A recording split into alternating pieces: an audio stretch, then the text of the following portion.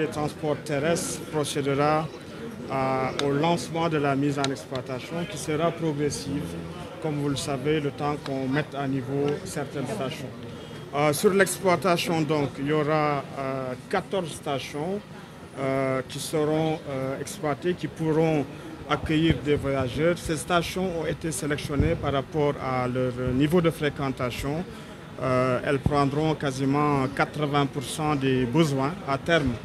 Ce sont 23 stations qui seront complètement rendues conformes et opérationnelles. La deuxième chose qu'il faut expliquer, c'est que nous allons avoir un service de bus performant déjà dans la phase de démarrage avec des fréquences de 6 minutes entre Guédiawaye et Petersen, et on peut même dire sur le tronc commun entre Grand Médine et Petersen, nous allons doubler la fréquence avec 3 minutes d'intervalle pour que les usagers puissent bénéficier de ce service de transport qui était très attendu, qui est silencieux, électrique, qui est très accessible dans sa proposition tarifaire et qui contribue globalement à améliorer l'environnement. Pour l'ensemble de ces bénéfices socio-économiques, et il faut le rappeler, pour s'en féliciter, parce que c'est fait ici au Sénégal, ce BRT est le premier BRT au monde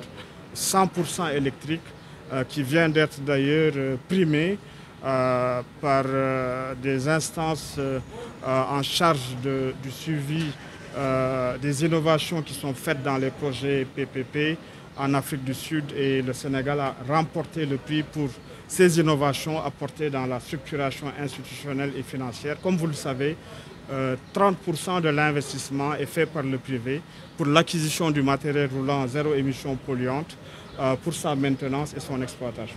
Pour le prix, alors, le prix sera extrêmement accessible, ce sera entre 400 et 500 francs.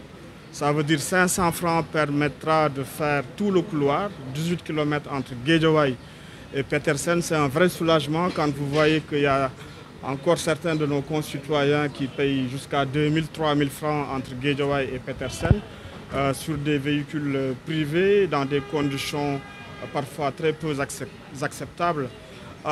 Nous allons aussi, et c'est important de le souligner, avoir un tarif social suivant des modalités qui sont définies par l'État du Sénégal à travers les institutions en charge de ces sujets.